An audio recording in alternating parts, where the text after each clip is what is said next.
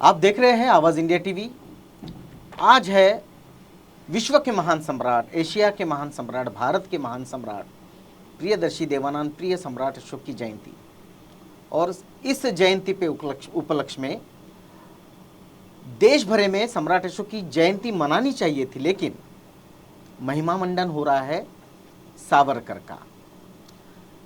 इतिहास क्या है, इतिहास के साथ कैसे छेड़छाड़ की जा रही है, और जब हम इतिहास का जिक्र करते हैं तो सावरकर की किताब भारतीय इतिहास के 6 स्वर्णिम पन्ने, इसकी याद ताज़ा हो जाती है, क्योंकि पूरे देश में सावरकर सावरकर इस तरह का माहौल बनाना शुरू है, उनका महिमा मंडन करना शुरू है।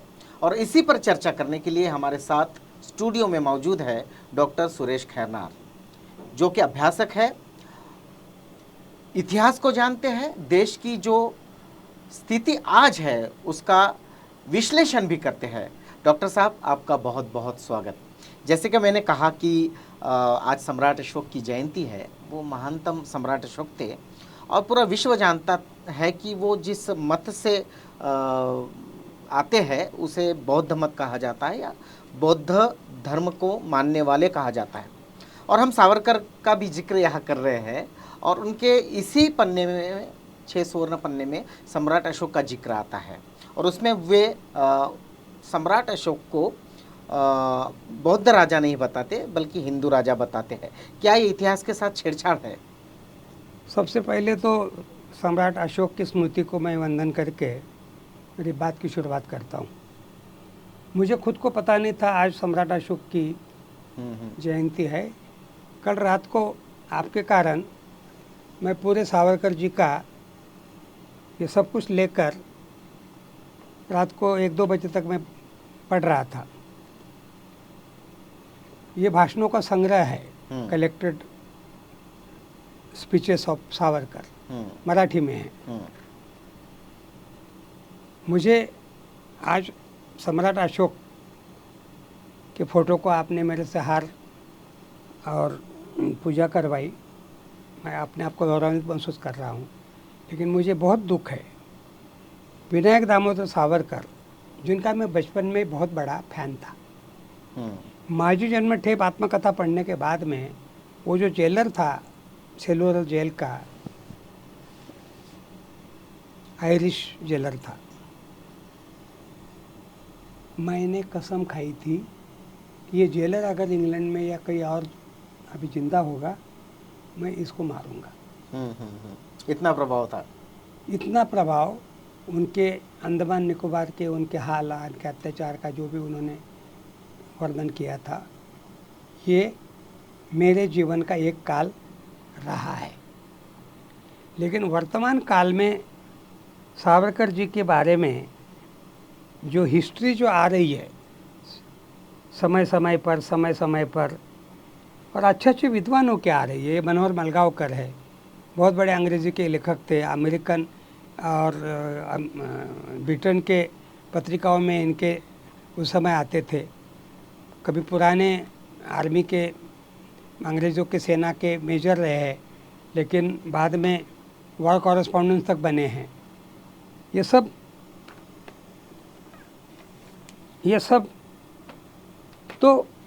सब देखने के बाद में मुझे बहुत दुख हो रहा है कि सावरकर जी का ये जो चेहरा है, ये जो सावरकर है, जो आज ये सब चीज़ों के बहाने मेरी भी समझ बढ़ी, मैं भी थोड़ा सोचने समझने लगा, मेरी भी एनालिटिकल बुद्धि में थोड़ा विकास हुआ।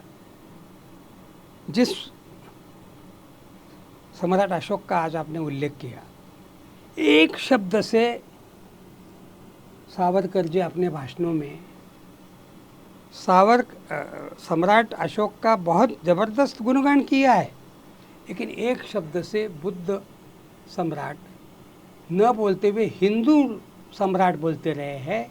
और हिंदू ऐसे तो हिमाचल यहाँ से वहाँ तक का नक्शा जो हिंदू धर्म के इतिहास का पहला, मेरी छाती गर्व से फूलती है कि हमारा भारतवर्ष का इतना बड़ा नक्शा बनाने का काम सम्राट अशोक ने किया।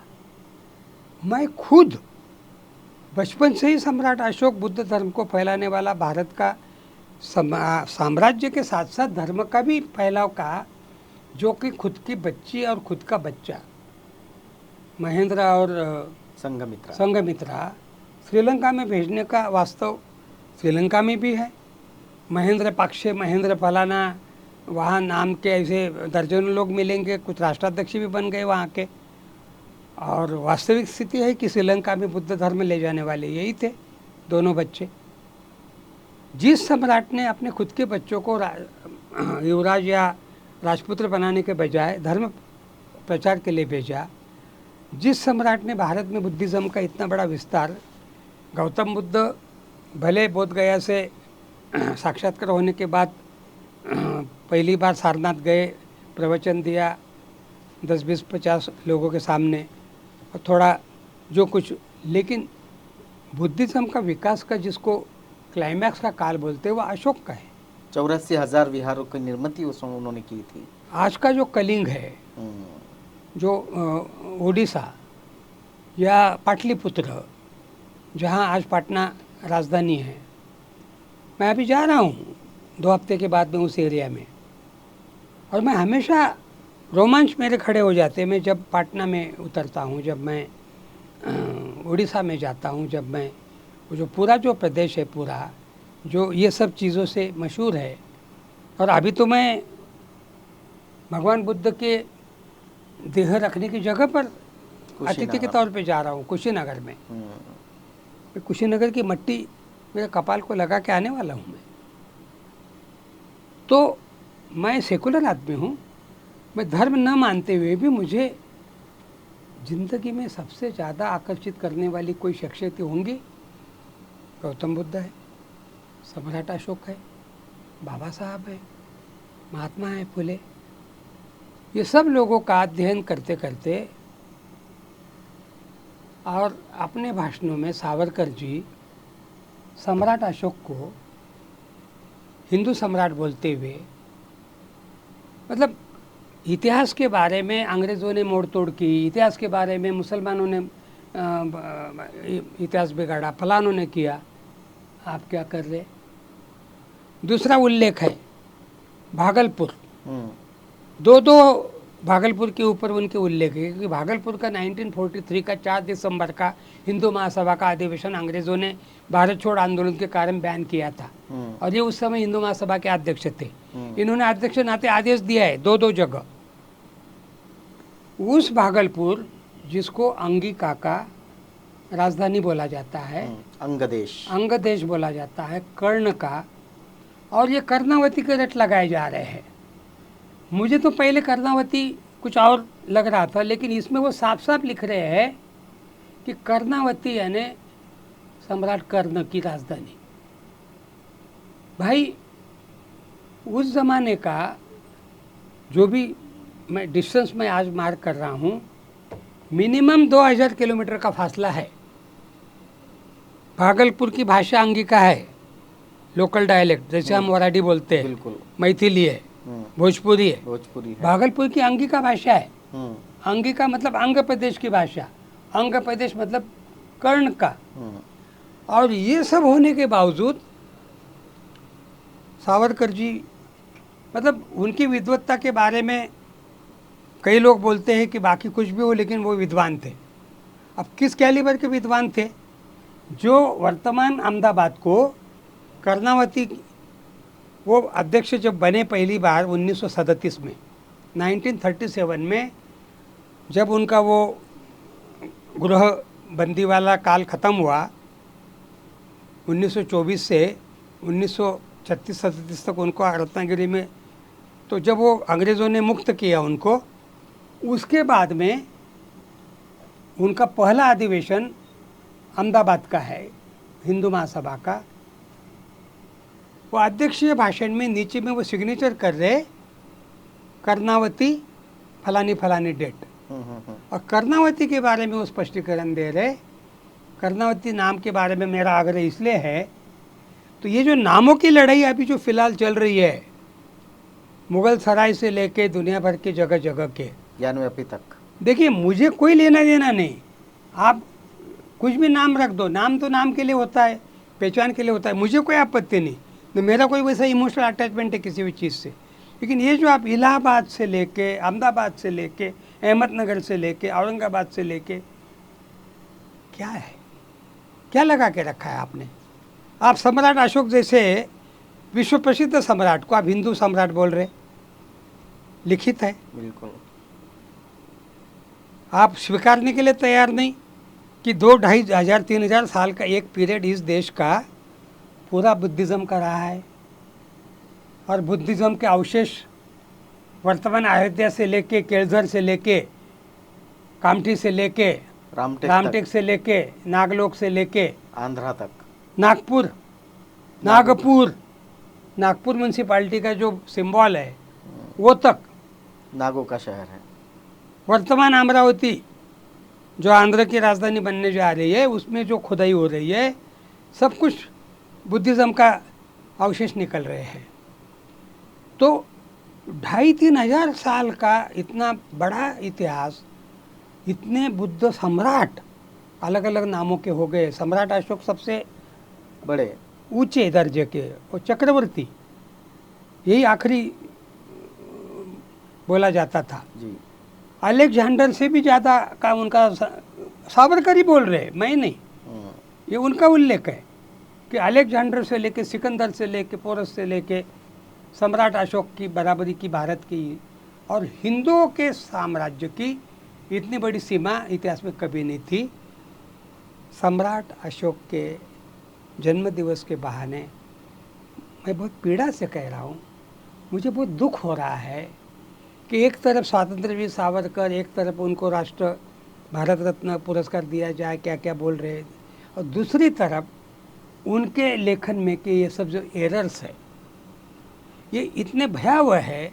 सम्राट अशोक जैसे के ऊपर अंग्रेजी से लेके विश्व की शायद ही कोई भाषा होगी जिसमें नहीं लिखा गया है। बिल्कुल। इतना well return Gautam Buddha number 1 पे, नंबर 2 पे सम्राट अशोक। मतलब मैं भले भारतीय नागरिक हूँ, मैं भले जन्मना हिंदू हूँ, लेकिन उसके बावजूद मेरा देश विदेश का जो भी एक्सपोजर है उसमें मेरे अपनी भूमि में पैदा हुए लोगों में जो विश्व में सबसे ज़्यादा चर्चित नामों में गौतम बुद्ध है, सबसे ज़्यादा चर्चित नामों में सम्राट अशोक है।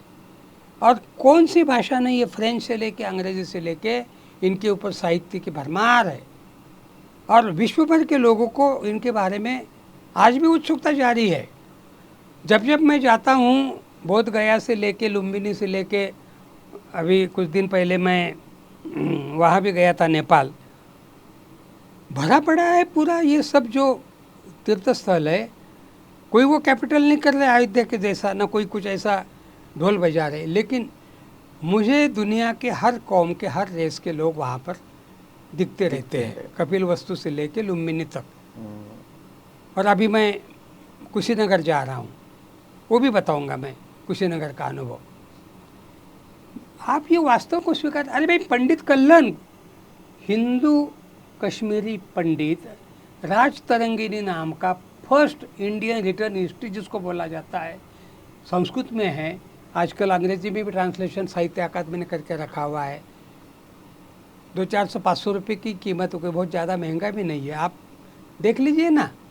कल्लन खुद कह रहा है ना कि पुष्पमित्र शुंग ने किस ढंग से देवोत्पत्तन एक मतलब स्तूपों को तोड़ने वाला, मूर्तियों को तोड़ने वाला डिपार्टमेंट उसने खुद बनाया। बिल्कुल। एक मंत्री बनाया उसके लिए, जैसा आजकल अलग अलग मंत्री है वैसे। और एक बुद्ध सन्यासी का या भिक्षु का सर काट के लाने वाले को 100 दिनार खजाने से दिए जाएंगे। ये कल्लन राजतरंगिणी में लिख रहे हैं। राजतरंगिणी अवेलेबल है भारत में, हर जगह उपलब्ध है, भारत सरकार के तरफ से ही प्रकाशित की गई अंग्रेजी कॉपी साहित्य अकादमी की मेरे पास में, मैं उसके हवाले से बता रहा हूँ। बिल्कुल। हम इतिहास में सर जब देखते हैं तो इस तरह का, चाहे सावरकर हो, चाहे कोई इतिहास नहीं, आखिरी बात, बिल्कुल, अयोध्या के बारे में अब वो पूरा लिपापोती की जा रही है। नागपुर के ही सर्वे ऑफ इंडिया का एक्सकावेशन है, और वो जो रिपोर्ट है मेरे पास में, मैं अब ज़्यादा विवाद बढ़ाना नहीं चाहता हूँ, वो पूरे के पूरे साकेत और बुद्धिज़्म के खपरेल और जो जो कुछ मिला है उत्खनन में, खुदाई में, एक्सकेवेशन में, वो सब कुछ दूर दूर तक उसमें कोई मंदिर का, दूर दूर तक कोई राम का, दूर दूर तक कोई किसी हिंदू इसका कोई ऐसा संकेत नहीं मिल रहा है। जो मिल रहा है वो बुद्धिज़्म का और जैनिज़्म का मिल रहा है। तो बहुत सारे उनका एक्सपर्ट लोगों का, आर्कोलॉजिकल सर्वे ऑफ इंडिया वालों का कहना है कि वो साकेत नगरी थी पुरानी। तो आप एक माहौल बना के, जिसको मेजोरिटेरियनिज्म अंग्रेजी में बोलते, आप इन सब चीज़ों को इस ढंग से बार बार प्रचारित करके, फैला के, आप ये सब चीज़ों को, ये जो पूरा आप किए जा रहे हो, तो सत्य असत्याशी मन केवले ग्वाही चित्ती असू द्यावे, ये तुकाराम के, ज्ञानेश्वर के, दुनिया भर के बातें करने वाले समाज में पैदा हुए लोगों के द्वारा ऐसा असत्य का अपलाप होना, मुझे बहुत दुख होता है। सिर्फ इतना ही नहीं, मैं रोकूंगा, सिर्फ इतना ही नहीं कि इन तमाम सावरकर जी के साहित्य में जैसे आपने कहा कि इस तरह का असत्य आया है, बहुत असत्य, जो मराठी आज बहुत सावरकर ऐसा नाम लेने में गौरव महसूस कर रहे हैं, हम देख रहे हैं। उनके जो आदर्श है, छत्रपति शिवाजी महाराज, छत्रपति संभाजी महाराज, उनके बारे में, शिवाजी महाराज के बारे में और चिमाजी अप्पा, इनका एक लिंक जुड़ता है। उसमें महिलाओं का क्या अपमान सावरकर कर रहे हैं, आप जरा हमारे दर्शकों को बता सकते हैं? इसी में उनका महिलाओं के बारे में और महिलाओं के सामने हुआ ये था कि मुंबई के किसी महिला मंडल ने मिसेस सावरकर, मैं बहुत, मुझे आदर है मिसेस सावरकर के बारे में, यमुना सावरकर, यमुना बाई ने अपनी ज़िंदगी में बहुत कष्ट सहे है। जब ये अंडमान की जेल में थे तो उन्होंने खुद इनको तकलीफ़ देते तो वो घुटनों पर चल चल के उसने अपने खुद के घुटने तोड़ लिए हैं। वो आधुनिक सावित्री या सीता या द्रौपदी भी कहा तो भी मैं वंदन करता हूँ पहले उनको। तो उनका सत्कार 60 का या जो भी उनकी कोई उम्र का महिलाओं ने रखा, लेकिन उन्होंने कहा कि मुझे तो बोलना आता नहीं है, तो आपको चलना होगा। तो यमुना बाई सावरकर के सत्कार में विनायक दामोदर सावरकर जा रहे हैं और वहाँ भाषण दे रहे हैं।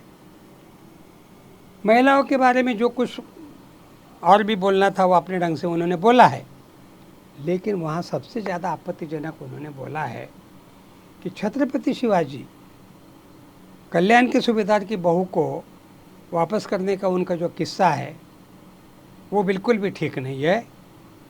छत्रपति शिवाजी ने उसका मराठी शब्द उन्होंने इस्तेमाल किया था, उसको भ्रष्ट करना था, मतलब उसको रेप करना था, और समस्त शत्रुओं की स्त्रियों को ऐसा करना चाहिए।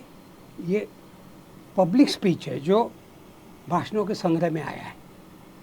और आगे जाके बोलते हैं शिवाजी तो 17वीं शताब्दी के, लेटेस्ट में 18वीं शताब्दी के आसपास के चिमाजी अप्पा पेशवा, वसई की लड़ाई में कोई पुर्तगाली महिला उनको मिल गई तरुण, तो उस महिला को भी उन्होंने शिवाजी के ही जैसा अनुकरण करते हुए सालंकृत, मराठी में जो संस्कृति है लड़की को ससुराल या मायके भेजने की, तो उस हिसाब से उसको सालंकृत करके भेजने का चिमाजी अप्पा ने भी किया।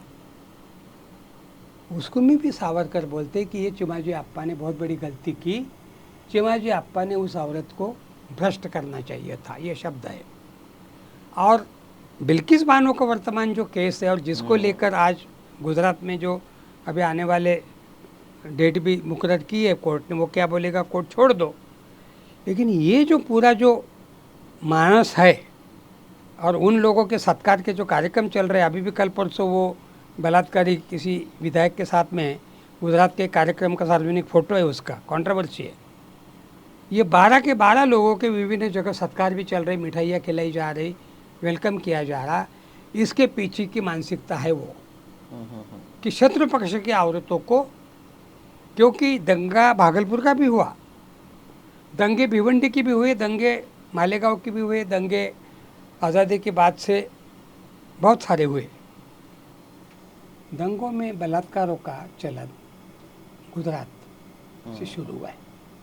मैं भागलपुर दंगे की चप्पे चप्पे की इंक्वायरी करके बैठा हूँ। आज भी मैं भागलपुर, मेरा हर साल आना जाना होते रहता है, रोज़ का मेरा संपर्क है। लेकिन भागलपुर में 24 अक्टूबर 1989 की घटना है, बलात्कार नहीं हुआ है। गुजरात दंगा है जो हूबहू बैरिस्टर विनायक दामोदर सावरकर के सपनों का दंगा है। विनायक दामोदर सावरकर ने जो ये सब चीज़ों में जो लिखा है, बोला है कि शत्रु पक्ष की औरतों के साथ में इस ढंग से उनको, और उसमें भी बच्ची, मध्यम वयीन, वृद्ध कुछ भी नहीं देखना है। समस्त महिलाओं के साथ में, शत्रु पक्ष के औरतों के साथ में बलात्कार करना चाहिए। इस बोलने वाले आदमी को मैं स्वतंत्र वीर, मैं कोई सम्माननीय व्यक्ति या कोई सेन जिसको ठीक दिमाग का व्यक्ति मैं बोल सकता क्या है हमारी संस्कृति? अपनी ही पत्नी के सत्कार के कार्यक्रम में हजारों महिलाओं के सामने उपस्थिति में इस ढंग के भाषण करने के, उनके जो ये सब रेफरेंसेस है, महिला महिला होती है। अब शत्रु पक्ष, मित्र पक्ष, और इस ढंग से उनका ये करना, फिर आगे जाके उसमें महिलाओं को प्रजोत्पादन के बारे में भी उन्होंने तारे तोड़े हैं। जो हिटलर ने जर्मनी की महिलाओं को ये पाठ पढ़ाया है कि आप लोगों का काम है अच्छे अच्छे बच्चों को पैदा करो। मैं एक आधा फोटो शेयर करूंगा आप लोगों से। हजारों की संख्या में गोरे, एकदम ऐसे गब्दुल बच्चों का एक सेना जैसा हिटलर का प्रजोत्पादन का प्रयोग का फोटो है।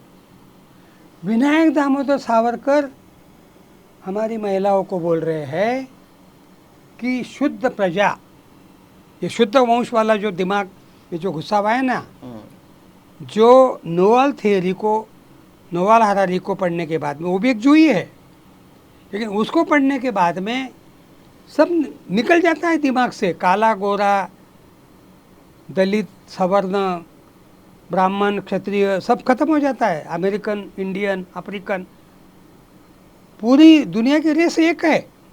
ये बाकायदा बायोलॉजिकल फिनोमेना है, साइंटिफिक। आपकी अपनी मान्यता क्या है व्यक्तिगत, वो आप अपना जानिए, लेकिन विज्ञान जो कह रहा है, आज जिस ढंग से विज्ञान अपनी प्रगति बायोटेक्नोलॉजी से लेके, मेरा बेटा उसी विषय का आज अथॉरिटी है, वो जब से पढ़ रहा है, और मेरी पत्नी खुद उसी विषय की शिक्षिका थी और बाद में प्रिंसिपल भी बने, तो इसलिए, और मैं खुद मेडिकल फैटर्निटी का आदमी हूँ, तो बायोलॉजी क्या होती है, बायोलॉजिकल फिनोमेना क्या होता है, ये हमसे ज़्यादा बेहतर कौन जानता है। तो इसलिए किसी पर्टिकुलर जाति में, धर्म में पैदा होना, घरों से कहो कि मैं फलाना हूँ, ये बचपना हास्यास्पद बात है। वो बायोलॉजिकल एक्सीडेंट है, वो आपके हाथ में नहीं है कहाँ पैदा होना, क्या होना। और ये महाशय लिखे जा रहे, बोले जा रहे कि शुद्ध वंश, और उसके लिए क्या क्या करना चाहिए। और अब तो अभी जो ताजी जेएनयू की जो वाइस चांसलर बनी हुई महिला आई है साउथ से, लक्ष्मी या क्या नाम उनका, अभी अभी 1 महीना भी नहीं हुआ उसको आके, गर्भधारणा का कार्यक्रम अगर एक पर्टिकुलर विधि से करने के बाद में आपको संतति, आगे जाके वो तारे तोड़ रही है। जेएनयू अंतर्राष्ट्रीय स्तर का शिक्षा केंद्र, भारत का नंबर 1 का विश्व में मशहूर शिक्षा केंद्र, देश के हर कोने से बच्चे वहाँ पढ़ने के लिए, हर तरह का स्ट्रीम वहाँ पढ़ने के लिए, और उसकी वाइस चांसलर पोस्ट पे बैठी हुई औरत ने गर्भ का एक कार्यक्रम किया, पूजा की गई, और वो क्लेम कर रही है रामदेव के जैसा कि आपके गर्भ का लिंग तक बदलने का इस पूजा में इसके मुख्य निर्माता आज से 100 साल पहले लगभग ये कर चुके हैं। ये सब तारे इन्होंने इसमें तोड़े हैं। तो मैं खुद नादान था, नासमझ था, उम्र के 10-15 साल के भीतर तक बहुत प्रभावित होता था। बहुत मेरे को भी मेरे आदर्श लगते थे कि मैं भी खुद पढ़ा, मैं भी और ज़्यादा पढ़ने लगा। एरिक फ्रॉम से लेके फ्राइड से लेके दुनिया भर का जब एक्सपोजर होते गया, मैं खुद मेडिकल की साइड में गया और भी दुनिया भर की चीज़ें जब मैं पढ़ने लगा, जब देखने लगा। और ऐसा नहीं कि मैं इनके अपने खुद के, इनके अपने प्रकाशन के, सावरकर सदन के निकली हुई किताबों को, ऐसा नहीं कि मैं कोई अपने ही तरह के पढ़ते रहता हूँ। हाँ, यहाँ तक कि लेटेस्ट बुक उनके ऊपर आई है, उदय माहुरकर और चिराग पंडित, ये दावा कर रहे the man who could have prevented partition, who could have, मैं बोल रहा हूँ कुड की जगह शुड क्यों नहीं, वाई कुड। तो इस ढंग के लोगों का और इस ढंग का इनका जो तत्वज्ञान इन्होंने जगह जगह, मैं जानबूझकर उनकी ऑथेंटिक चीज़ों का मैं जानबूझकर किताब भी रख सकता हूँ, दूसरी भी प्रिंटेड, लेकिन मैं उनकी ही ओरिजिनल किताबें इसी नागपुर में छापी गई है। पहली हिंदुत्व की मराठी कॉपी का प्रकाशन नागपुर का है। एक वकील साहब थे, उन्होंने इसको प्रकाशन किया है। धर्मपेट उनका एड्रेस है। एक वकील साहब, ये विक्रम नारायण सावरकर, ये प्रकाशित कर रहा है। और ये खुद कह रहा है कि ये अंग्रेजी का जो भाषांतर है डॉक्टर नारायण सावरकर, इन्होंने इस प्रकाशन को मराठी में लाया है। और इसका पहला जो प्रकाशन है 1906 से 1910 के लंदन के वास्तव में ही सावरकर का हिंदुत्व के ऊपर लक्ष्य केंद्रित हुए इंग्लैंड में। और उसके बाद में 1923 में उन्होंने प्रथम इसको प्रकाशित किया, विश्वनाथ विनायक केळकर, नागपुर के वकील। अभिनव भारत क्रांतिकारी संस्थे के सदस्य, सुप्रसिद्ध देशभक्त अधिवक्ता विश्वनाथ विनायक केळकर, नागपुर, इन्होंने इस ग्रंथ को 1923 में प्रथम बार मराठी में प्रकाशित किया और लेखक का नाम मराठा रखा। ये कौन बोल रहा है? ये खुद विक्रम सावरकर बोल रहा है, जिसने अभी राहुल बाबा के ऊपर केस की ना, वो खुद बोल रहा है। ये है नारायण सावरकर, उसके पिताजी। नारायण सावरकर ये व्यक्ति है जो महात्मा गांधी को जाके साबरमती में मिला, गांधी जी को हाथ जोड़ के प्रार्थना की। तात्याराव, ये लोग घर में उनको तात्या बोलते थे, तात्याराव अंडमान में बहुत पीड़ा सहन कर रहे बापूजी, तो आप कुछ वाइसराय को कुछ चिट्ठी लिखिए।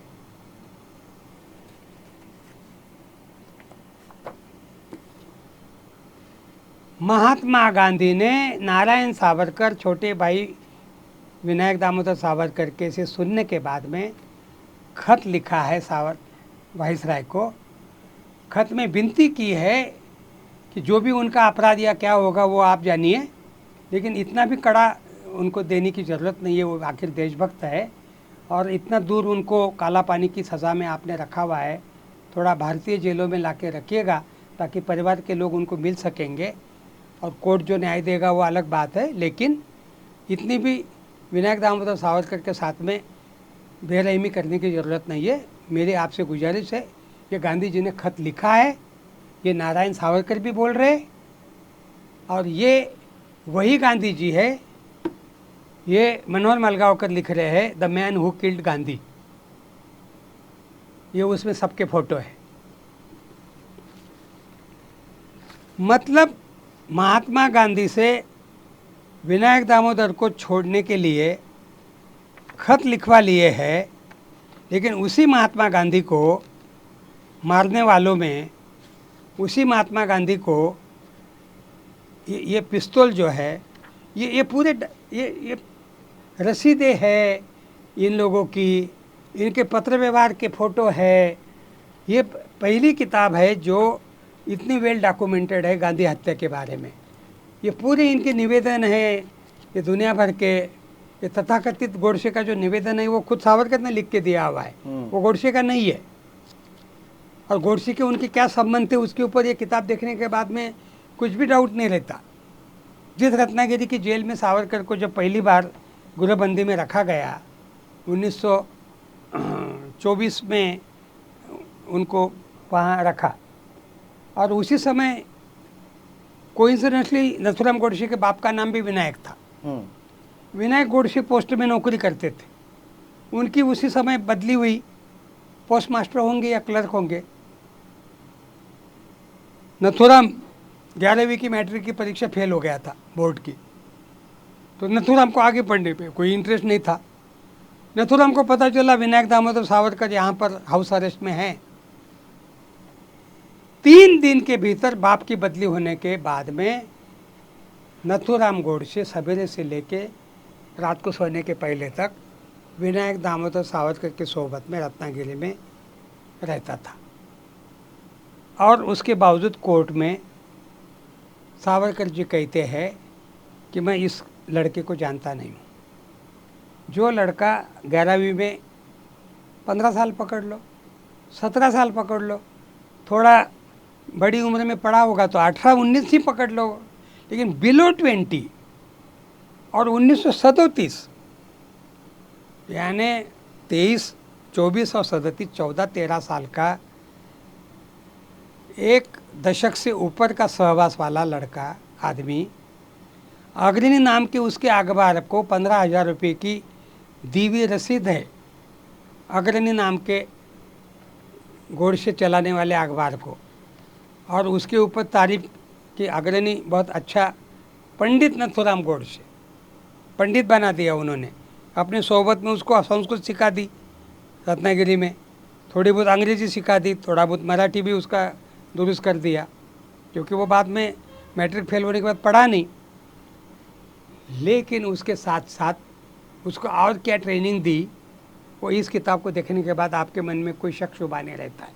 बिल्कुल, इतिहास में सर हम देखते हैं कि जैसे ये सारी बातें आपने जो कही गांधी हत्या से लेकर सारी, 2 बड़े आदर्श और है समाज में जिनके बारे में सावरकर बोलते हैं। पहले है छत्रपति संभाजी महाराज, जो संपूर्ण मराठा समाज और हमारे सबके दैवत है। उनके बारे में तो सीधा सीधा आरोप लगाते हैं वो अपने लेखन में, इन्हीं सब सुवर्ण पानों में, कि वो स्त्री लंपट थे, संभाजी महाराज शराबी थे, उन्होंने इस राष्ट्र के लिए कुछ नहीं किया। और दूसरा संदर्भ आता है जब 1956 14 अक्टूबर को बाबा साहेब धम्म दीक्षा लेते हैं, तब वे कहते हैं कि अंबेडकर की छलांग, मराठी में कहते हैं आंबेडकरची उडी ही शौचकूपात झाली, अंबेडकर ने छलांग शौचकूप में लगाई। इसके बारे में आप क्या कहेंगे? ये जो संभाजी महाराज का जो इतिहास है, मैं थोड़ा और पीछे जा रहा हूँ, क्योंकि मैं भीमा कोरेगांव के दंगे के कारण मैं 1 जनवरी 2018 को भीमा कोरेगांव हुआ, और एग्जैक्टली उसके नेक्स्ट मंडे को यानी 8 जनवरी को 1 हफ्ते बाद मैं भीमा कोरेगांव गया। मैं वडूबुद्रुक गया, मैं संभाजी की समाधि पर गया।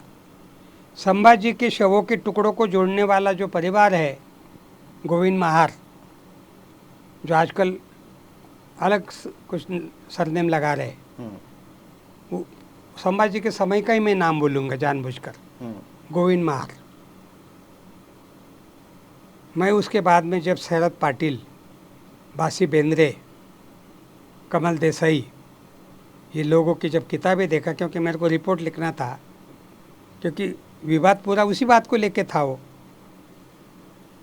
औरंगजेब ने ब्राह्मणों के मनुस्मृति के स्ट्रक्चर के अनुसार संभाजी को सज़ा देने का काम किया। मैं और पीछे जा रहा हूँ जानबूझकर। ये पाप अकेले सावरकर का नहीं है, ये पाप और पीछे उन्हीं के वंशज पेशवा या ब्राह्मण या चित्पावन ब्राह्मण, उन्होंने मनुस्मृति के हिसाब से ये शूद्र कुंभी इसने वेद उपनिषद पढ़े, संस्कृत पढ़ा, इसने ग्रंथ लिखे, पढ़ा, इसलिए इसकी आंखें सलाखों से गर्म करके अंधा करो,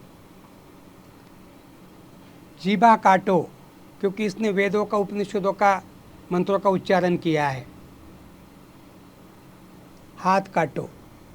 इस ढंग से ये जो काटने के जो सज़ा के जो संभाजी का जो बैकग्राउंड है, जो हम औरंगजेब के नाम पे खपा के बोल देते हैं, लेकिन ये हमारे लिखने वाले शरद पाटिल मराठा खुद धुलिया के, वासी बेंद्रे महाराष्ट्रियन ब्राह्मण, कमल देसाई महाराष्ट्रियन ब्राह्मण, इनके ग्रंथों से ही मैं बोल रहा हूँ। मैं खुद कोई इतिहासविद नहीं हूँ, लेकिन ये सब लोग लिख रहे हैं कि इस ढंग से औरंगजेब को ऐसी सज़ा देने के लिए कंपेल करने वाले ये लोग हैं। तो संभाजी महाराज का जो उस समय का, क्योंकि उसी औरंगजेब ने संभाजी महाराज के बच्चे, उनकी पत्नी, उनके परिवार के सभी सदस्यों को संभाला है, किसी को कोई कुछ नहीं किया है, सम्मानपूर्वक संभाला है, अच्छे से उनको रखा है और उनका लालन पालन किया है। चाहता तो औरंगजेब उनको भी मौत के घाट उतार दे सकता था। मुझे कोई औरंगजेब की तारीफ के पुल बांधने नहीं है। विनायक दामोदर सावरकर अलग कैसे हो सकते हैं? विनायक दामोदर सावरकर ये सब चीज़ों के बारे में, जो बाबा साहब के बारे में आपने कहा, जो संभाजी के बारे में, विनायक दामोदर सावरकर इस, क्योंकि जो आदमी पतित पावन मंदिर बना सकता है, बाबा साहब एक तरफ कोशिश कर रहे कालाराम मंदिर के दरवाजे खोलो, बाबा साहब एक तरफ कोशिश कर रहे कि जो मंदिरों में और लोग जा रहे हैं उन्हीं मंदिरों में हमको जाने दो। पतित पावन मंदिर बना के आप अलग क्या मैसेज दे रहे हो? आप एक तरह से दलितों को, शूद्रों को अलग मंदिर, फिर क्या मतलब हुआ? फिर उसी मंदिर में जाने की आप जो मंदिर हजारों सालों से अलग अलग जगह जो बने हुए हैं, अभी मैं ताज़ा और एक मुझे किसी ने भेजा है बंगाल से, रविंद्रनाथ टैगोर जैसे आदमी को भी पुरी के मंदिर में घुसने नहीं दिया है, क्योंकि उनका वंश का एक मामला ऐसा निकलता है, पिराली ब्राह्मण। पिराली मतलब कोई पिराली नवाब जो इनके ज़मींदारी के मसले में इंक्वायरी के लिए आया था और उसका खाना बन रहा था, वो सब बड़ी बड़ी नदियाँ बांग्लादेश की उस ज़माने की, उनमें उसकी अपनी बोट, इनकी अपनी बोट, तो उसकी बोट में जो खाना पक रहा था गोमांस, तो उसका जो धुआं या उसका जो स्मेल, वो लेने के कारण ये हो गए पिराली ब्राह्मण। अच्छा, मतलब कितना महान है हिंदू धर्म, इसका मैं उदाहरण बता रहा हूँ। अभी मुझे भेजा है, अतुल कुमार विश्वास नाम के, कभी मुजफ्फरपुर के कमिश्नर रहे, वाइस चांसलर रहे, IAS अफसर है, जो अभी कलकत्ता में रिटायर होकर रह रहे, बंगाली है, दलित इंटेलेक्चुअल है, मुझे अभी इसी हफ्ते भर में भेजा है। मैंने जब अमर्त्य सेन के घर के लेकर एक लेख लिखा, उस पर उन्होंने रिप्लाई दिया कि ये, और रविन्द्रनाथ टैगोर ने खुद कहा, रीबर्थ है क्या नहीं मुझे मालूम नहीं, लेकिन अगर रीबर्थ है, I don't want to rebirth in again Hindu society. Baba Saheb ने जो एग्जैक्टली येवला में बोला है कि मैं हिंदू के रूप में पैदा हुआ लेकिन हिंदू के रूप में नहीं मरूंगा, बाबा साहब की भी और कुछ दिन पहले भारत का पहला नोबेल लॉरेट, विश्व कवि रविन्द्रनाथ टैगोर, ये जाति व्यवस्था के जो बाबा साहब को भी मिले हैं बचपन से, उनको भी मिले, लेकिन सावरकर को उस हिसाब से दर्द न बाबा साहब के बारे में, न संभाजी महाराज के बारे में, न शिवाजी महाराज के बारे न में, शिवाजी महाराज के बारे में। ये जो एक अजीबोगरीब जो डायलेमा है ब्राह्मणों के, कुछ अपवाद भी है, बाबा साहब के भी ब्राह्मण कलिग रहे, फुले के भी रहे, ऐसा भी नहीं, लेकिन ये कुछ लोग, क्योंकि ये बहुत ही वंश श्रेष्ठत्व के हिमायती आदमी थे, वंश श्रेष्ठत्व का इनका अपना हिटलर वाला, नित्से वाला जो थ्योरी का मामला इतना संगीन है इनका, तो ये एक तरफ लोग इनकी तारीफ करते हैं कि ये अस्पृश्यता की समस्या को इन्होंने थोड़ा सा क्या हैंडल किया। जो आदमी बाबा साहब को मंदिर प्रवेश की बात को न समझते हुए अलग मंदिर बनवाता है, बाबा साहब तंग आके इसी नागपुर में दसरे के दिन 1956 को बुद्ध धर्म को अपनाते हैं और उसको अगर वो लैट्रिन में जंप की या टट्टी करने की जगह में उन्होंने कूद लगाई है, ये शब्द प्रयोग करने वाले को हम क्या बोलेंगे। बिल्कुल। और जिस तरह से अभी महिमा मंडन चल रहा है, हम नकारते नहीं, अगर उन्होंने कुछ बातें अच्छी की है, देश के लिए काम किया है, उसको नकारना तो नहीं चाहिए, लेकिन उसका जिस तरह से महिमा मंडन हो रहा है कि उनको भारत रत्न दी जाए, अभी तो सरकार ये कोशिश कर रही है कि उनकी गौरव यात्रा भी निकाली जाए, सावरकर की एक गौरव यात्रा निकाली जाए। तो क्या उनका हिंदुत्व इतना अच्छा था कि जैसे बाकी धर्म में, सभी धर्म में कहा गया है कि आदमी को आदमी के साथ आदमी जैसा रहना चाहिए, सबको सम्मान देना चाहिए, मैत्री करुणा बंधुभाव से रहना चाहिए, क्या सावरकर का हिंदुत्व ऐसा था? ऐसे उनके हिंदुत्व में दिखता है कभी? ये सभी पन्ने, उनके प्रकाशकों का दावा है कि कुछ 16,000 या 20,000 पन्नों का उनका साहित्य है वगैरह। उतना सब तो नहीं मैंने पढ़ा, लेकिन जो कुछ है मेरे अपने खुद के भी पास में, इनमें से तो कहीं भी ऐसा नहीं दिखता है कि सावरकर कोई मानवतावादी, जिस ढंग से मुसलमानों को लेकर, जिस ढंग से महिलाओं को लेकर, जिस ढंग से विक्रमादित्य से लेके सम्राट अशोक से लेके हर तरह के लोगों के बारे में जो लिखा हुआ है, जो बोला हुआ है, ये उनके अपने ही, ये सावरकर सदन के प्रकाशन है। ये प्रकाशन कई और जगह के नहीं है, ये उनके अपने वहाँ के प्रकाशन का मैं हवाला दे के बोल रहा हूँ। ये जो भी साउंड दिमाग का आदमी औरत होगा जो पढ़ेगा, उसको किसको लग सकता है कि ये आदमी के पास में समता, ये आदमी के पास में मानवता, ये आदमी के पास में प्रेम। एक मैं बात शेयर करना चाहूँगा। विद्याधर पुंडलिक नाम के मराठी के एक बहुत बड़े लेखक हो गए, समीक्षक भी थे, प्रोफेसर भी थे पूना विश्वविद्यालय में मराठी के, सावरकराइट थे, लेकिन उनकी सती नाम की कथा है, आप शायद ढूंढो, वो किसी दिवाली विशेषांक में निकली है, मेरे पास मिली तो मैं निकाल के लाऊंगा। सती नाम की कथा में वो बाकायदा लिख रहे हैं, वो सावरकर के ऊपर है। उनको एक बेटा था, ऐश्वर्य नाम का, एक बेटी थी। विद्याधर पुंडलिक, जिनका सावरकर के सदन में आना जाना था, महाराष्ट्र में जो कुछ लेखक कभी उस जमाने के सावरकराइट थे, उनमें पुबा भावे, विद्याधर पुंडलिक, काफ़ी कुछ नाम है ऐसे, विद्याधर गोखले। विद्याधर पुंडलिक की सती कथा, बाप से बेटी 2.5 से 3 फीट अंतर रख के बात कर रही, और जैसे बाप का हाथ आगे बढ़ता हुआ दिख रहा तो और 2 कदम पीछे जा रही है। वो सावरकर के कमरे में कभी नहीं जाती थी, और सावरकर के कमरे में सावरकर की इजाज़त के बगैर कोई जाता भी नहीं था। सावरकर सदन में, ये विद्याधर पुंडलिक ही लिख रहे हैं, वो अपना दरवाज़ा हमेशा बंद करते थे। दोनों बच्चों की कभी हिम्मत नहीं रही, और पत्नी की भी, कि जो सावरकर के कमरे में चले जाए। ये कथा में वो इनडायरेक्टली विद्याधर पुंडलिक ये संकेत दे रहे कि बेटी तक उनसे डरती थी। तो इस बात को लेकर पुणे म्यूनिसिपल कॉरपोरेशन ने विद्याधर पुंडलिक के निषेध का प्रस्ताव पारित किया, उनकी शव यात्रा निकली, उनके ऊपर दुनिया भर के क्या क्या नहीं आरोप हुआ, माफ़ी मांगने लग गई। वो खुद सावरकराइट थे, खाली एक साहित्यिक कथा की बात मैं कर रहा हूँ। तो इस ढंग के सावरकर, जो आप कह रहे कि अंडमान जेल के कारण, मैं भी जेल में रहा हूँ आपातकाल में, वो थोड़ा ज़्यादा समय रहे, हम थोड़ा कम समय रहे। मैं समझ सकता हूँ एक डॉक्टर के नाते कि आदमी सनकी बन सकता है। मैं अंग्रेज़ी एक किताब, ए टेल ऑफ 2 सिटीज़, बहुत फेमस अंग्रेज़ी लेखक, उनकी मेरे को 11वीं में शायद लेसन में थी। तो उसमें एक डॉक्टर दफास करके एक पात्र है, वो अंधेरे में जेल में रहने के कारण वो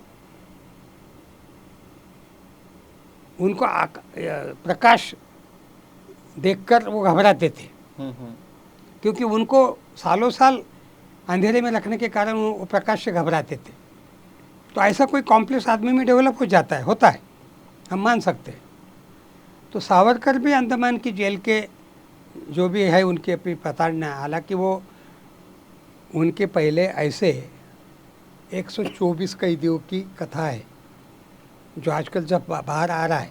बिल्कुल नाम आ रहे हैं सारे कैदियों के। सावरकर के पहले उनसे भी ज़्यादा घटिया पीड़ा प्रताड़ना सहने वाले 124 123 कैदियों की लिस्ट आ रही है, और वो सावरकर के बाद भी रहे हैं। कुछ लोग तो मर के ही निकले हैं और कुछ लोग जिंदा भी निकले। मैं भी कुछ लोगों से मिला हूँ, कलकत्ता में कुछ लोग मिले जो 15 साल 14 साल काला पानी से रहे हुए, मैं देखा हूँ उनको। तो जेल में रह के उस प्रताड़ना से सावरकर के दिमाग पे असर होना स्वाभाविक है। वो कुछ सनकी बन गए थे। माधव सदाशिव गोलवलकर 6 बार गए थे सावरकर सदन, 6 बार उन्होंने वापस भेजा इनको। आके 7वीं बार कुछ लोगों ने विनती की तो फिर बड़ी मुश्किल से मिले। जनरल करियप्पा 3 बार गए थे और फिर 4थी बार उन्होंने कहा कि मैं दोबारा आऊँगा नहीं इस आदमी के पास में। मोहन रानडे गोवा के स्वतंत्र सैनिक शहीद हो गए। मोहन रानडे की माँ सावरकर सदन कई बार जाने की कोशिश की और उसको अंदर नहीं घुसने देते थे, बाहर से ही। तो उसने बाहर आके चिल्लाया, और ये मैं नहीं, ये धनंजय कीर सावरकर के आत्मचरित्र में लिखते हैं, बायोग्राफी में लिख रहे हैं। द.ग. गोखले लिख रहे हैं सावरकर एक चिंतन करके। द.ग. गोखले एक ऐसे आदमी थे महाराष्ट्रीयन ब्राह्मण जो खुद सावरकराइट थे। धनंजय कीर भी सावरकराइट थे, लेकिन धनंजय कीर ने बाबा साहब का भी चरित्र लिखा, सावरकर का भी लिखा, फुले का भी लिखा, गांधी का भी लिखा। द.ग. गोखले ने वैसा ही साइको एनालिसिस सावरकर का भी किया, बाबा साहब का भी किया, गांधी का भी किया है, और वो सब किताबें हैं मेरे पास में। और उसमें वो कह रहे हैं ये बातें जो मैंने अभी कही। तो इस ढंग से आदमी को, और वो तात्यारा वो बहुत रिस्पेक्ट से लिख रहे, उनका टोन, धनंजय कीर का टोन, दोनों लेखकों का मेरे पास में जो पढ़ा हुआ है उसमें 500-600 पन्नों के बड़े बड़े उनकी किताबें हैं। मैं जानबूझ के रखा हूँ। दोनों लेखक सावरकराइट रहने के बावजूद सावरकर की खामियों के ऊपर उन्होंने उंगलियां रखी है। अन्य लोगों की बात छोड़ दो, अन्य जो उनके चिकित्सक या टीकाकार लोग हैं उनकी बात छोड़ दो, मैं उनकी बातें बोल रहा हूँ। और ये जो मैं कह रहा हूँ, ये ताज़ी आई हुई किताब इसी साल की है। भाई कूड़ काय को बोल रहे हैं आप माहौरकर जी और चिरावी पंडित, शुड़ क्यों नहीं? सावरकर इन भाषणों में लिख रहे हैं कि हिंदू महासभा खून की नदियां बहा देगी लेकिन इस देश का बंटवारा नहीं होने देगी। ये सावरकर के 1946-47 तक के भाषणों का वक्तव्य है। मैं राजा जी, मैं फलाने इनकी उनकी योजना से सहमत नहीं हूँ। एक खून का कतरा, एक खून की बूंद याद आ रही है आपको? बंटवारे का दर्द हमको भी है। हम तो पाकिस्तान में, लाहौर में, कराची में, पेशावर में जाके बोले कि बंटवारा करके क्या पाया आप लोगों ने, लेकिन बंटवारे को लेके सावरकर ने क्या किया? बंटवारे के बाद सावरकर फिर 20 साल जिंदा थे भाई। सावरकर ने 46 में भी क्या किया? 1983 में पैदा हुआ आदमी 1946-47 में क्या उम्र का था? कैलकुलेशन करो आप। मैं आज 70 साल का हूँ, अभी भी मैं कुशीनगर जा रहा हूँ कल परसों। तो सावरकर अगर 1945-46 में 60 साल के आसपास के उम्र के थे, तो सावरकर को किसने रोका था? और सावरकर की जो सेना है जो गांधी को मारने के लिए उपलब्ध है, करकरे से लेके, आपटे से लेके, गोडसे से लेके, डॉक्टर घाणेकर से लेके, घारपुरे से लेके, सब कुछ। लेकिन बंटवारे को लेकर इनमें से एक माई का लाल तलवार लेके निकला, ऐसा मुझे नागपुर वाले भी कोई बता दे संघ बिल्डिंग से, और ऐसा मुझे सावरकर के भी कोई ये बता दे। क्या बोल रहे हैं ये दोनों के दोनों बावले। एक तो अभी भारत का सूचना आयुक्त है उदय मावुरकर, और ये चिरायु पंडित बड़ौदा के सयाजी महाराज यूनिवर्सिटी में प्रोफेसर है, और इसके बावजूद ये लोग कूड़ लिख रहे हैं। कूड़ी हाउ क्यों भाई, शूड़ी हाउ क्यों नहीं। सावरकर अपने भाषणों में जब 10 बार बोल रहे हैं कि हिंदू महासभा बंटवारे को लेके खून की नदियाँ बहा देगी, तो एक हिंदू महासभा का आदमी इस देश के बंटवारे को लेके तलवार या पिस्तौल लेके निकलने का कोई उदाहरण है क्या।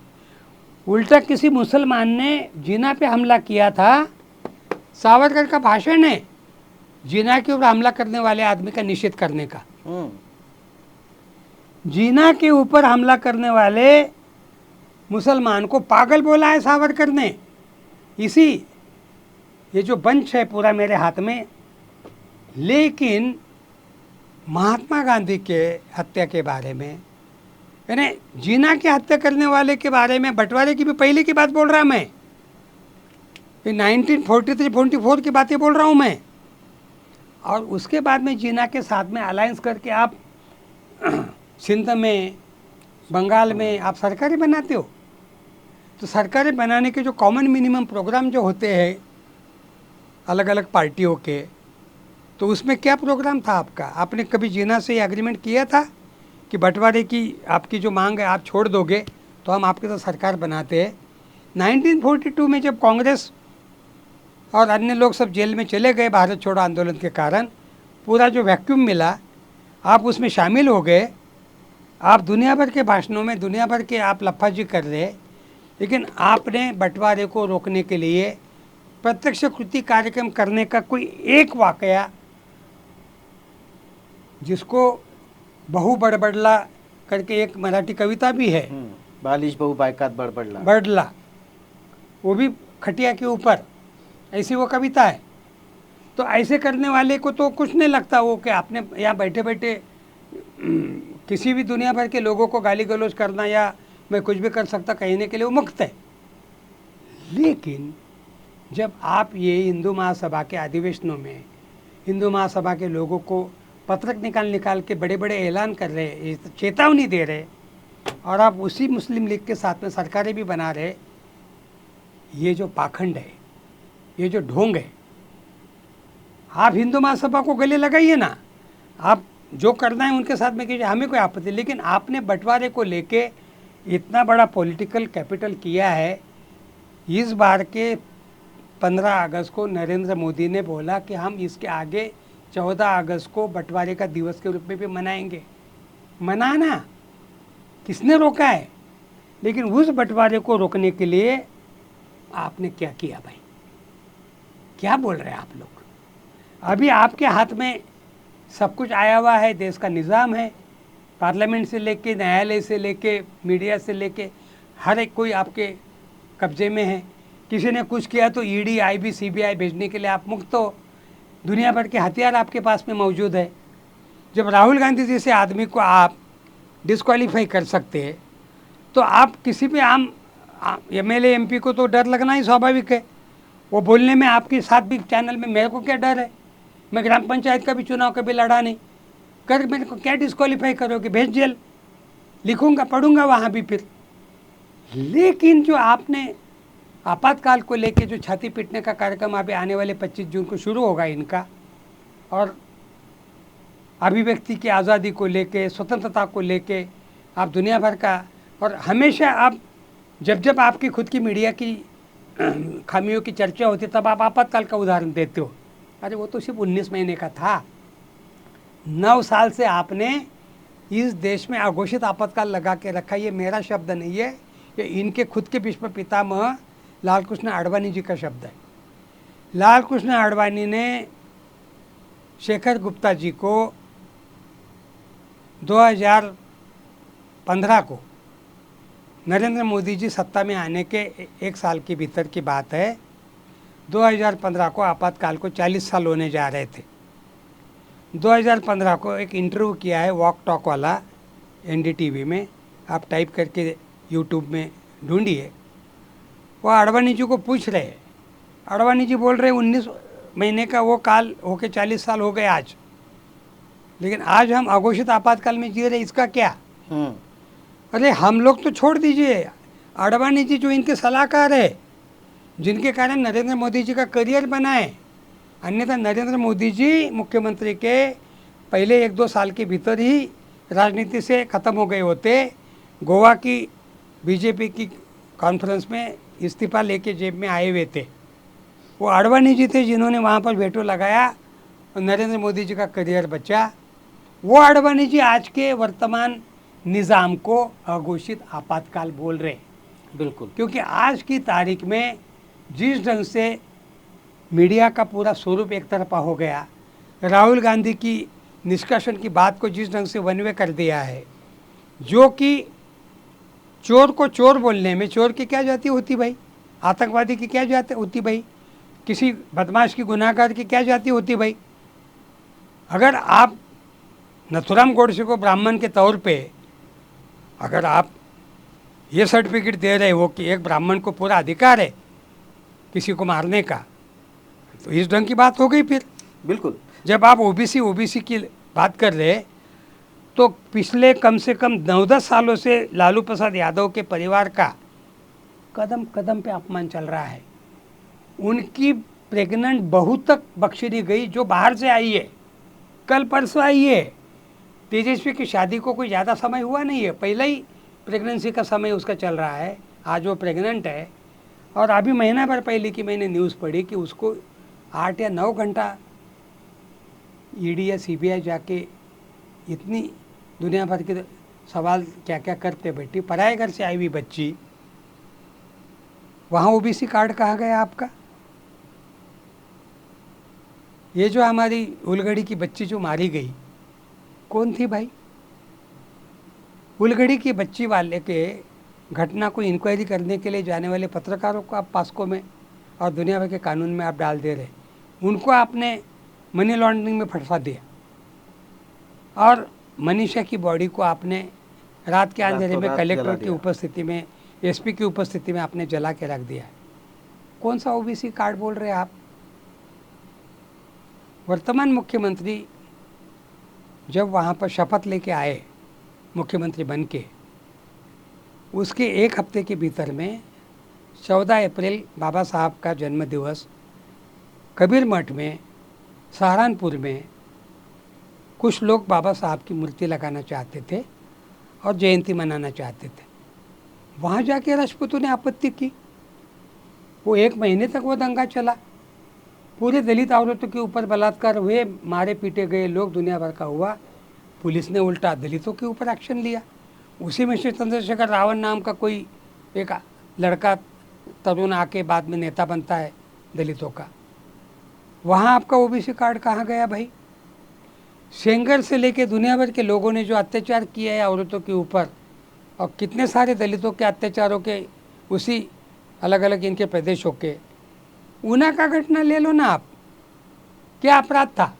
मैंने खुद ऊना में जाके बोला है कि कोई मरा हुआ बिल्ली भी अगर मरी तो आपने हाथ नहीं लगाना। वो तो मरी हुई गाय की आप चमड़ा खोल रहे थे ना।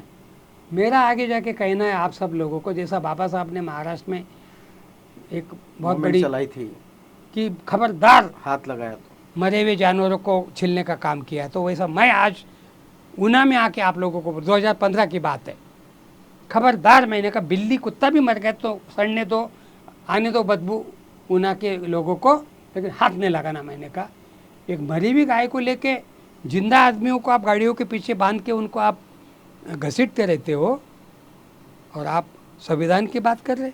प्रधानमंत्री गुजरात का है, संविधान के ऊपर हाथ रख के शपथ ले हुआ है, शर्म आनी चाहिए मैंने कहा। और अभी आप ओबीसी के आड़ में छुप रहे क्यों भाई? अभी अचानक ओबीसी कार्ड आपका कहाँ से आ गया? वो कौन नीरव मोदी, कौन ललित मोदी, मुझे आज भी नहीं मालूम उनकी कौन जात है। मैं चोर को चोर बोल के रहूँगा, उसका नाम मोदी हो, कुलकर्णी हो, खैरनार हो, बुलकुंडे हो, अम्बेडकर हो, गांधी हो, कुछ भी हो। चोर है तो चोर है, आतंकवादी है तो आतंकवादी है, अंडरवर्ल्ड का आदमी है तो अंडरवर्ल्ड का आदमी है। वो अगर ऊंची जाति का है तो इसलिए उसको हम सहूलियत देंगे, कोई सवाल ही नहीं पैदा होता। अरे हजारों करोड़ रुपए का पैसा बैंकों से लेकर साले भागे, आप उनके ऊपर कार्रवाई करने की जगह उनके बारे में किसी बोलने वाले को उसके मुंह बंद करना चाहते हैं आप।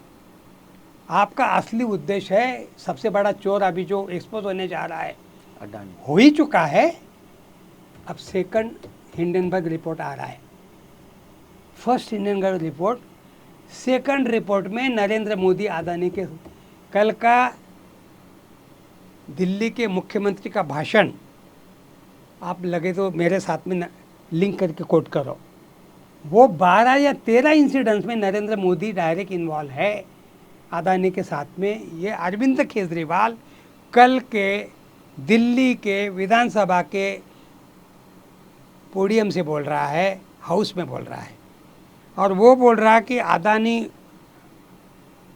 नरेंद्र मोदी ने जब अपने भाइयों को सपोर्ट नहीं किया, नरेंद्र मोदी ने जब अपनी माँ को कुछ नहीं किया, अपनी बीवी को कुछ नहीं किया, अडानी को इतना क्यों कर रहा है। ये मैं केजरीवाल की वर्डिंग बोल रहा हूँ और वो सही बोल रहा है, बिल्कुल वो उंगली पे हाथ रख रहा है, क्योंकि वो खुद इनकम टैक्स का अफसर रह चुका है। इसी नागपुर से ट्रेनिंग ली है उसने, नौकरी कर चुका है कुछ दिन इनकम टैक्स डिपार्टमेंट की। वो क्लियर कट बोल रहा है कि नरेंद्र मोदी यानी अडानी, अडानी यानी नरेंद्र मोदी। अरे भाई, अडानी के प्राइवेट जेट में नरेंद्र मोदी सोए हुए फोटो है, नरेंद्र मोदी ऐसे सो के और अडानी ऐसा बैठा हुआ है साइड में, और दूसरा कोई और। वही फोटो राहुल गांधी ने लोकसभा से लेके नरेंद्र मोदी को जो मिर्ची लग गई ना, इतना जो तिलमिला गए ना, नस पे हाथ रखी गई है। बिल्कुल, आज के निज़ाम में सर हम देखते हैं कि जिस तरह से आपने बात कही कि राहुल गांधी के साथ ऐसा हो रहा है, देश में सारी महिलाओं के साथ, दलितों के साथ, ओबीसी के साथ, चाहे लालू प्रसाद यादव का परिवार हो या किसी अन्य राजनेता का परिवार हो, आज के भारत के इस निज़ाम में ये सारा हो रहा है और सत्य को छुपाया जा रहा है। और आज ही के काल में जो असत्य है उसे बड़ा करके दिखाया जा रहा है, जिसमें सावरकर भी आते हैं, उनकी यात्रा निकालने की कोशिश चल रही है। तो आज के निजाम में हमने क्या स्वीकारना चाहिए? क्या हमने बुद्ध स्वीकारना चाहिए, हमने गांधी स्वीकारना चाहिए, फूले स्वीकारना चाहिए, बाबा साहब स्वीकारना चाहिए, या इनके हिंदुत्व के साथ सावरकर को स्वीकारना चाहिए? आखिरी बात बताइए आप। आखिरी बात ये है, ये मुल्क भगवान महावीर का है, उसी 40-50 साल के अंतर में भगवान गौतम बुद्ध का है। ये मैं आज से 2,500-3 हज़ार पहले की शख्सियतें बता रहा हूँ।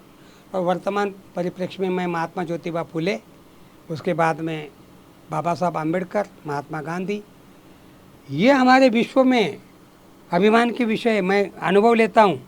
देश विदेशों में हमको इन्हीं नामों से पहचाना जाता है, इन्हीं नामों से हमको हम सम्मान मिलता है, और किसी नाम से नहीं मिलता, और इन नामों का उल्लेख नहीं होता वहाँ पर। किसी काले कुत्ते को नहीं मालूम है। 125 से ऊपर विद्यापीठों में महात्मा गांधी पढ़ाया जाता है, आम्बेडकर पढ़ाए जाते हैं, और कम से कम विश्व के शायद ही कोई भाषा होगी जिसमें गौतम बुद्ध और इनके ऊपर साहित्य नहीं होगा। तो ऐसे लोगों का ये जो मुल्क है, जहाँ पर समता, जहाँ पर प्रेम, भाईचारा, सहअस्तित्व की बात बताई गई, समानता की बात बताई गई, समता की बात बताई गई, समरसता की नहीं, समता की, ये समरसता वाले लोग हैं। इसीलिए पतित पावन मंदिर अलग बनाते हैं। कालाराम मंदिर में मत जाओ, हम अलग मंदिर बनाते हैं आपके लिए।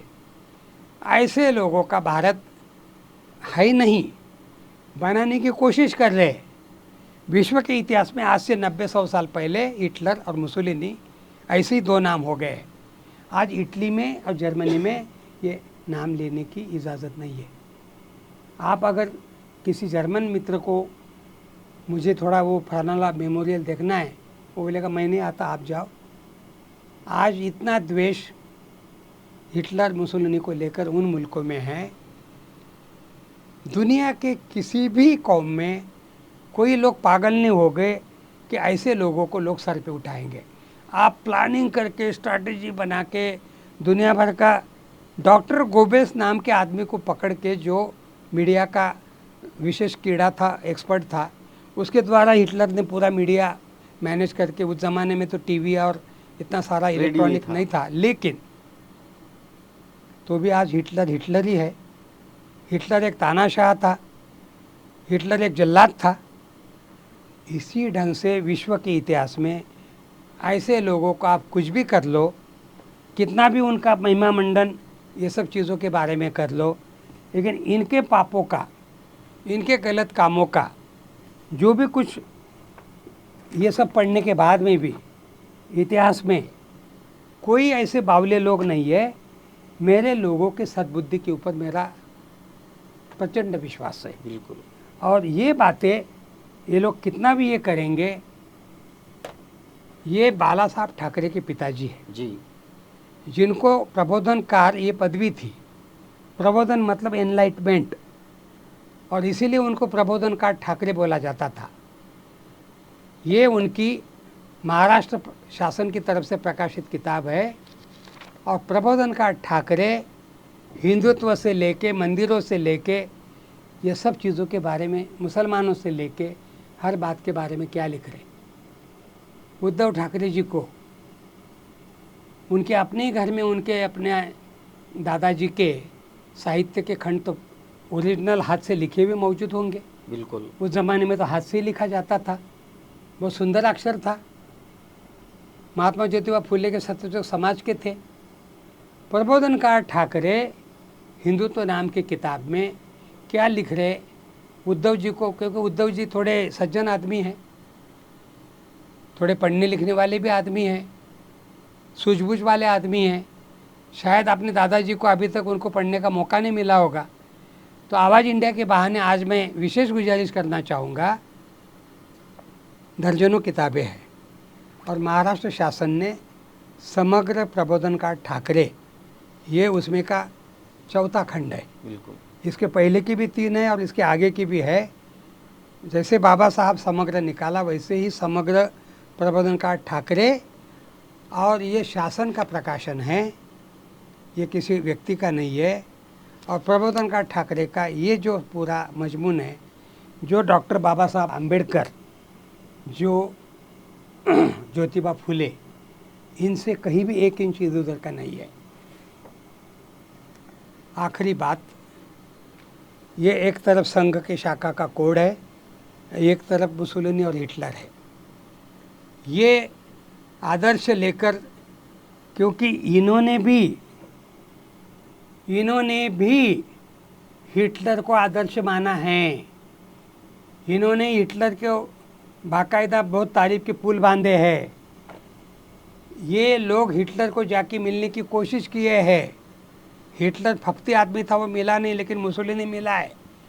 ये 13 पन्नों में डॉक्टर धर्मवीर मुंजे क्या क्या उनके डायरी के पन्ने कोट करके लिखा जा रहा है कि द फैसिस्ट कनेक्शन, जिस विचारधारा के लोगों का फासिज्म ये आदर्श हो, जिनका वंशवाद ये आदर्श हो, जिनका हिंदुत्व आदर्श हो, ऐसे लोगों के द्वारा मनुष्यता की असली सेवा नहीं हो सकती। ये तत्वज्ञान जर्मनी, इटली में 100 साल पहले जो हुआ, वही भारत में होने की करने की कोशिश चल रही, लेकिन नहीं होगा, क्योंकि भारत में कभी फुले, अंबेडकर, गौतम बुद्ध, महावीर भी हो चुके, गांधी भी हो चुके, और हमारे जैसे लोग भी जिंदा है। हमारे जिंदा रहते हुए इस ढंग का भारत हम किसी भी हालत में नहीं होने देंगे। इसके लिए 70 साल की उम्र में मैं आज ऐलान कर रहा हूँ, कुछ भी हो जाए हम लोग जान दे देंगे, लेकिन इस देश का नक्शा, इस देश का जो भी हमारा टेम्परामेंट है, वो 14 अप्रैल को बाबा साहब के दिन में कुशीनगर में हूँ, वहाँ भी मैं जो कुछ बोलूँगा वो तो भेजूँगा आपको। मैं ऐलान कर रहा हूँ, हम लोग अपनी जान की परवाह किए बगैर, किसी ईडी, सीडी, आईबी, सीबीआई की परवाह किए बगैर और किसी जेल की परवाह किए बगैर हम ऐलान कर रहे हैं कि हम हमारे देश का ये जो नक्शा बिगाड़ने की जो कोशिश किए जा रहे हैं या कर रहे हैं, ये हम कामयाब नहीं होने देंगे। ये कसम खा के मैं आज का मेरा इंटरव्यू ख़त्म करता हूँ। बहुत धन्यवाद।